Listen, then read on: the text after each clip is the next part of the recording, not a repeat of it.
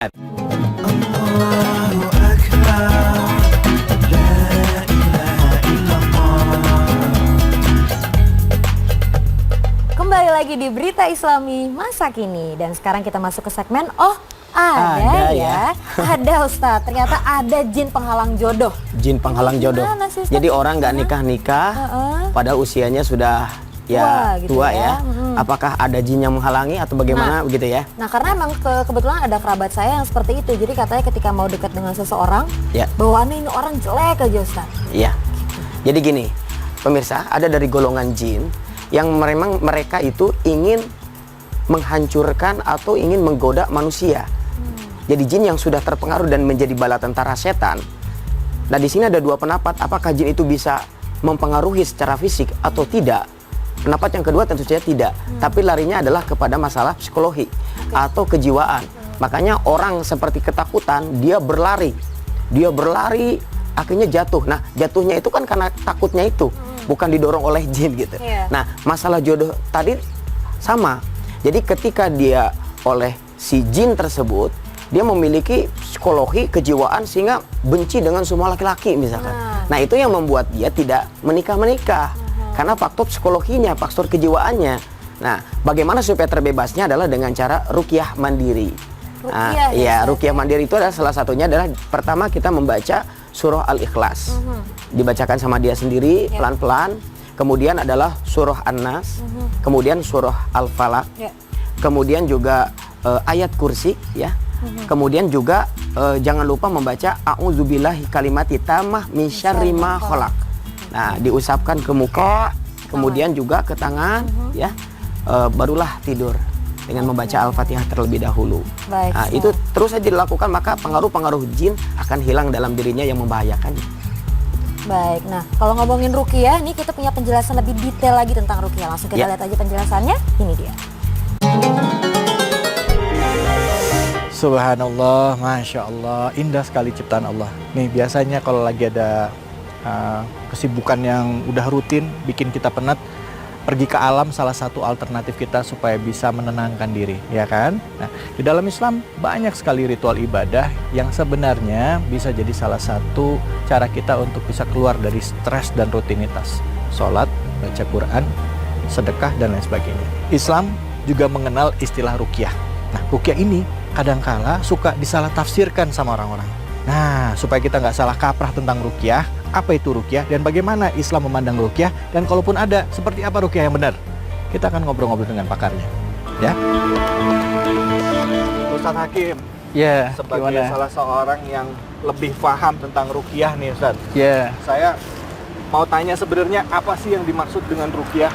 Apa ruqyah di dalam Islam itu sama aja seperti praktek mengusir jin dalam badan, atau memang cuman itu, atau ada makna yang lebih dalam lagi dari ruqyah? Jadi gini, dulu di zaman Rasulullah manfaat ruqyah itu sangat banyak sekali untuk penyakit, untuk yang namanya sawan, untuk sengatan binatang berbisa, dan masih banyak lagi faedahnya. Dan tidak semuanya berkaitan karena gangguan jin. Ada yang diruqyah hatinya tenang, ada yang diruqyah kemudian menjadi lebih sabar. Bahkan seseorang yang sakit, walaupun mungkin terbaring di rumah sakit karena kritis, bisa jadi penyakit fisiknya tidak sembuh ketika diruqyah, tapi hati dan jiwanya sembuh. Lebih ikhlas, lebih lapang, lebih sabar. Ustadz, coba boleh nggak kita praktek ruqyah di dalam Islam? Boleh. Kalau tata cara ruqyah sebagaimana yang dicontohkan Rasulullah SAW, pertama adalah dengan tata cara meletakkan tangan kanan kita di anggota tubuh yang sakit. Ini kalau ada yang sakit? Ada yang sakit. Kalau ada yang sakit, oke. Jadi ucapkan dulu Bismillah 3 kali. Bismillah. Mana nih anggota tubuh yang sakit? Misalkan dada, ini sebagai contoh. Dada mungkin sering sesak, ataupun juga mendam sesuatu ya kan di hati. Rasa sakit hati, rasa amarah. Pertama kita istighfar dulu. Astagfirullahaladzim. Sebagai bentuk permohonan ampun kita kepada Allah. Mungkin ada dosa, kesalahan, dan khilaf gitu. Kemudian yang kedua, zikir dengan istirja. Istirja itu ucapan innalillahi wa inna ilaihi rajiun.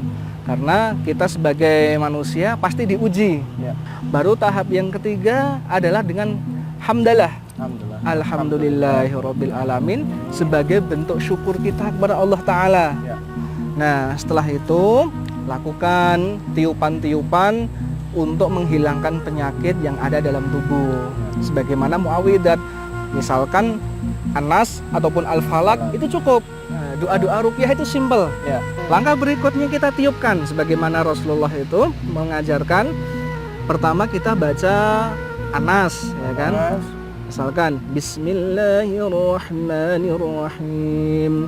Qul a'udzu birabbin nas, malikin nas, ilahin nas, min syarril waswasil khannas, alladzi yuwaswisu fi sudurin nas, minal jinnati wan nas. Yang kedua, kita bisa membaca Al-Falaq. Nah, tiupkan kembali. Kemudian bisa letakkan di dada sini. Nah, setelah di dada kita baca lagi aja dua surat tadi. Kemudian sebelum melakukan penutup, kita berdoa dulu kepada Allah. Nah, kemudian tarik ke atas. Bismillahirrahmanirrahim. Ya Allah, keluarkan semua penyakitnya. La haula wala quwwata illa billah. Nah, ini bagi mereka yang memiliki masalah akan keluar muntah, bahkan mungkin sampai keluar muntah darah atau berbagai macam reaksi. Itu berbeda-beda reaksinya. Tapi ada juga yang enggak. Ada juga yang enggak. Terima kasih ilmunya Ustadz. Pada saat kita di ruqyah saya sempat ngelirik Ustadz, ada teman-teman kita juga di sini yang pengen di ruqyah. Oh gitu. Ya. Silahkan. Betul. Ya Ustadz, ini kawan-kawan minta di ruqyah nih. Kenapa sih? Ada masalah apa sebenarnya? Saya penasaran aja sama rupiah kayak gimana gitu, terus mungkin nggak bisa bikin enteng aja gitu. Oke.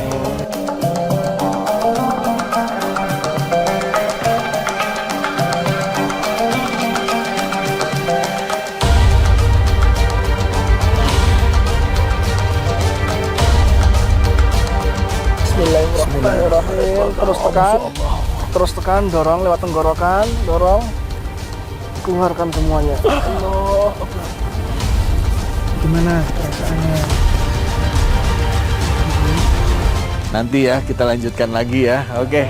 Buat lebih dalamnya lagi pastinya akan ada pembahasan ya Ustadz ya. Nah, tapi tadi kita udah sama-sama belajar, kita udah sama-sama lihat seperti apa ya. Mudah-mudahan apa yang sama-sama kita saksikan hari ini bermanfaat buat kita semuanya. Ya demikian metode Tibun Nabawi, mudah-mudahan bermanfaat untuk kita semua. Saya David Halik undur diri. Terima kasih Ustadz Hakim. Terima kasih juga ya. Nanti lebih dalam lagi ya kita bahas ya. Tadi ya. Saya David Halik. Wabillahi taufiq wal hidayah. Wassalamualaikum warahmatullahi wabarakatuh.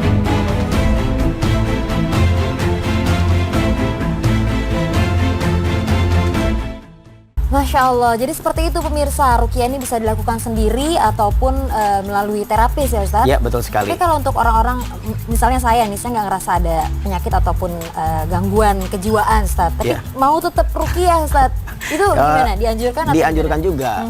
Jadi gini, ruqyah itu ada dua. Ya. Pertama adalah ruqyah non syar'i, yang kedua adalah ruqyah syar'i. Okay. Jadi zaman dulu sebelum Islam tuh sudah ada ruqyah, mereka menggunakan mantra-mantra dinamakan dengan sihir. Nah, maka yang diperbolehkan adalah ruqyah syar'iyah. Apa sih bedanya? Kalau ruqyah syar'iyah adalah pengobatan dengan menggunakan ayat-ayat suci Al-Qur'an. Makanya ketika ada orang meruqyah tapi tidak menggunakan ayat suci Al-Qur'an, apalagi tidak dimengerti, itu hati-hati, tidak boleh. Berarti dia menggunakan mantra. Inna ruqa wa tama'im wa tiwalah syirkun. Sesungguhnya mantra-mantra, kemudian juga tamaim itu jimat ya. Kemudian juga di situ ada dijelaskan tentang tiwalah atau pelet adalah syirik. Nah, makanya ruqyah syariah itu apa? Ruqyah syariah adalah pengobatan dengan menggunakan bacaan ayat suci Al-Qur'an. Sehingga dikenal dengan Al-Qur'an sebagai syifa atau obat. Yaitu maksudnya adalah bacaan Al-Qur'an supaya menenangkan hati dan pikiran kita. Sehingga kita akan dilindungi oleh Allah dari pengaruh mata ain atau jin ya. Oleh karenanya ruqyah syariah ini sangat dianjurkan walaupun kita tidak terkena gangguan karena kita melindungi diri. Jadi proteksi untuk ya, diri proteksi, sendiri ya. itu. Al-Qur'an sebagai obat ya Ustadz, Masya Betul Allah. sekali. Nah ini juga air sebagai media ruqyah. Maksudnya gimana Ustaz? Nah. Kita bahasnya nanti, jangan kemana-mana pemirsa, tetap di Berita Islami Masa Kini. Nanti, Kaget Ustaz. saya nih. Habis ini, Ustaz. Allahu Akbar. La ilaha illallah. Allahu Akbar. La ilaha illallah. Kembali lagi di Berita Islami Masa Kini. Dan seperti janji kita tadi, melanjutkan tadi Ustadz yang Ya. udah ditahan, Ya. air sebagai media ruqyah. Gimana Ustadz? Awalnya gini, kita kenal dengan Zam-Zam. Ya. Nah, itu mukjizat ketika Nabi Ismail alaihi salam menghentakkan kakinya keluarlah air. Masya Ternyata Allah. air adalah salah satu keajaiban. Sampai sekarang pun menjadi sebuah misteri besar tentang kehebatan air Zam-Zam. Nah, sekarang kita bicara air secara umum. Nah, Profesor Masaru Emoto pernah mengadakan suatu penelitian. Jadi air yang dibacakan doa, kemudian pakai mikroskop ternyata membentuk kristal yang sangat indah. Molekul-molekulnya Iya. indah ya, Ustaz, Wah, ya. kalau yang tidak dipakai doa, malah pernah ada air yang dikasih marah-marah gitu kan. Air gitu kan. Dimarah-marahin. Ternyata itu kristalnya juga begitu ya. Bentuknya Tidak jelek begitu lah. bagus ya gitu. Jadi ternyata memang ada pengaruh doa di situ. Masya Nah, Allah. apakah boleh? Tentu saja boleh. Asal sekali lagi yang dibacakan adalah ayat-ayat suci Al-Qur'an atau maksurat. Jadi maksurat adalah doa-doa yang dibacakan oleh Nabi. Oke. Nah, di luar itu kita tidak boleh menggunakan ruqyah dengan menggunakan mantra-mantra ataupun bacaan-bacaan yang tidak dimengerti. Kadang-kadang pakai nama mbah-mbah apa gitu Iya, kan. iya, iya, Nah, iya. itu jauhi karena itu adalah termasuk musyrik ya, ya atau auzubillah min dzalik. syirik gitu. Oke Ustadz, jadi kalau ada air, kita bacain doa atau kita mensugesti hal-hal yang positif, insya Allah Nah. itu menjadi obat untuk kita sendiri Betul ya. sekali, betul sekali. Baik, dan itu bukan hanya untuk penyakit hati, tapi insya Allah untuk penyakit fisik ya Ustadz. Karena Betul sekali. keyakinan kita untuk sembuh itu Keyakinan tadi kita, ya. ya. Baik, semoga yang kita bahas hari ini bisa bermanfaat ya pemirsa ya. Dan saya mau mengingatkan lagi untuk pemirsa yang mau merekomendasikan keluarga atau sahabat, tetangganya untuk berangkat umroh bersama tim kami, langsung aja email ke beritaislami.ttv@gmail.com. Nanti ada di Instagram kita juga penjelasannya ya. Udah waktunya kita pamit undur diri. Saya Zizi Syahab. Dan saya Cecep Maulana. Assalamualaikum warahmatullahi wabarakatuh.